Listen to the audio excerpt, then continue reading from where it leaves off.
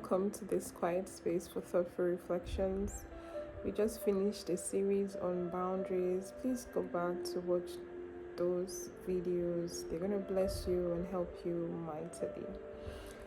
So today let's discuss the danger of comparison. You know, comparison, they say, is the thief of joy. There are so many things we compare ourselves to. It could be financial status, it could be our personalities. In fact, it could just be the quality of living, the standard of living in general, with someone else's. But amongst us ladies, amongst us women, we mostly compare our bodies with that of others. So that is what I want to, speak on today. That's my focus for today. I'll read a scripture quickly. It's Jeremiah 1 verse 5. It says, I knew you before I formed you in your mother's womb. Before you were born, I set you apart and appointed you as my prophet to the nations. So this just means that we were born as originals, right? But some of us spend most of our years, most of our time living as duplicates because of toxic comparison. This is because, for people who want to duplicate a product, or people who actually are invested in creating fake products, they do that because they are lacking the original, because they do not have or own the original. My pastor would always say, if the fake exists, it means that there is an original somewhere, right? So why would you, who was born original, invest so much time and money in trying to duplicate someone else's original? That's just absurd, right? Perfection is not in the eyes of the beholder. Perfection is in the eyes of the Creator. I read an article some weeks back, I think some months back, and it was about this author who shared her experience about toxic comparison, right?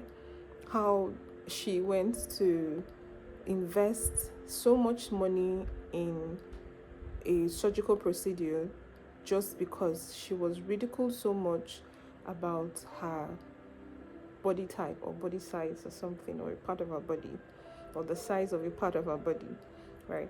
So she said she was on the plane and God said to her, Nona, I gave you, because as a black woman living in the West, as she said, she was ridiculed a lot for having a small bum. So she thought to herself, why don't I invest in, or why don't I get a bigger bum, right? Get a surgery and get a bigger bum. So she said while on the plane, God spoke to her, Nona, if I wanted you to have a big bum, I would have given you a big bum. And I gave you what I gave you to keep you humble. Her words, not mine.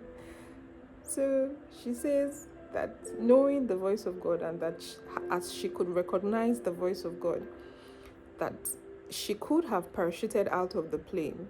But instead, her response was, Lord, please let me just go on with my surgery. I would remain humble still. That was her response. So fast forward 6 months after, she went back to her rigorous workout sessions and all of that. And the fat that was transferred to her bum burnt out.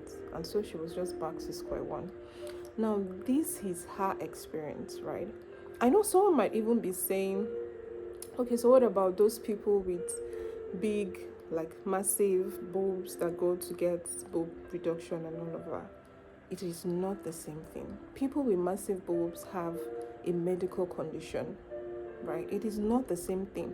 Most of those women are even in pain, right? Some of them are even endangered, like their health is endangered. So it is not the same thing at all. It is entirely different from this. So do not try to convince yourself by using such examples. Where's the pain? What's the pain in having the small, or I don't know why you would call it small, because it is just what you have, right? If you're done dressing and you look in the mirror and you don't like what you see, it just means you are not dressing for your body type. That's just what it means. I mean, we dress for our body types.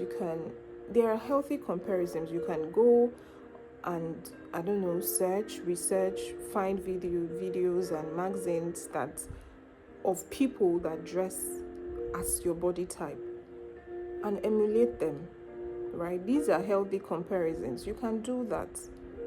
Okay, the reason you might even be, or your dressing might be flawed, or you might not like what you see when you are done dressing, is because you are possibly comparing your dress style with someone else's body type. You are dressing like someone else's body type because you are looking at her own dress style and she is dressing for her body type, right? But you are comparing yourself. Oh, why does my boob not look like this? Why does my shape not come out like that? Why does my this not do that and that?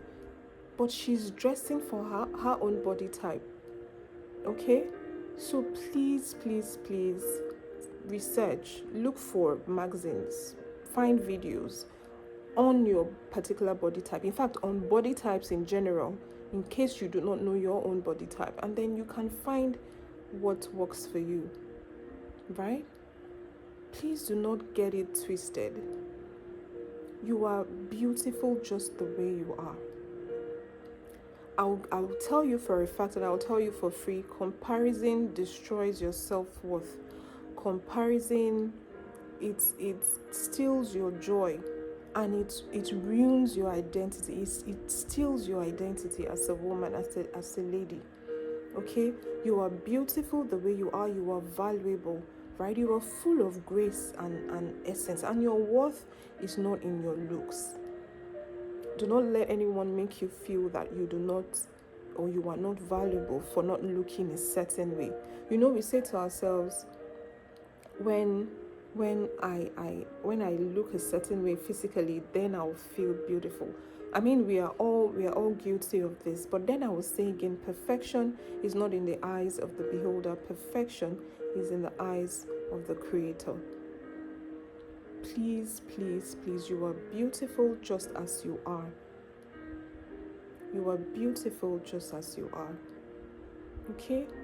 And the moment we begin to see these deficiencies, right, in quotes, these deficiencies, the moment we begin to see it or see them as gifts from God, then we will begin to become content in the bodies that we have. I'm not saying we can't work on our bodies by, working out, having exercise routines and all of that. You can be fit and you can want to stay fit and strong and healthy and all of that. But please do not, what's your motive? Do not do that in the bid to look like someone else, or to look better than someone else, right? That's toxic, unhealthy comparison. You're just going to get exhausted. You're going to strain yourself and stress yourself, and you will never feel adequate. You will never feel enough if you keep doing that, and it will never be enough. I don't know if you watch this series Botched on, is it MTV now? I think it's E, right? You see cases, extreme cases of people who have come back for surgical procedures on surgical procedures on surgical procedures because they will never be content, right? They want their nose like this, and then they go for a procedure to fix their nose like this. They want their lips plump, so they go for a surgical, and then they keep coming back to change one thing and change that. It's never enough. It's never enough. Until we begin to see the so-called deficiencies as gifts from God, we will not be content in our bodies. Please, once again, you are beautiful. You are authentic just as you are, right? You are full of grace and value. And your worth is not in your look. Okay? God be with you, and I'll see you in the next video.